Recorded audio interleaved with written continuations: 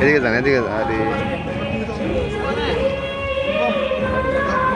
নমস্কার, প্রথমেই সবাইকে জানাই শারদ উৎসবের অনেক প্রীতি, শুভেচ্ছা ও ভালোবাসা সবাইকে। আমরা জীবনদীপ ফাউন্ডেশন, আমরা এনজিও।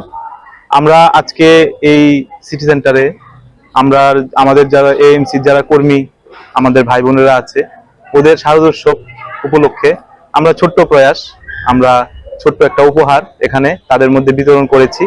তারাও খুব খুশি, আমাদেরও এটা। আমরা জীবনদীপের যেই ফাউন্ডেশন, এখানে সবাই আছেন, আমাদের মিউনিসিপ্যালিটির ছাত্ররাও আছেন।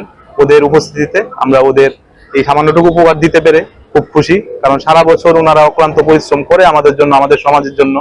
আমরা এটা জানি, বৃষ্টি, এই বন্যা পরিস্থিতিতে ওরা অক্লান্ত পরিশ্রম করে আমাদের এই সমাজকে রক্ষা করেছে, সারা বছরই রক্ষা করে।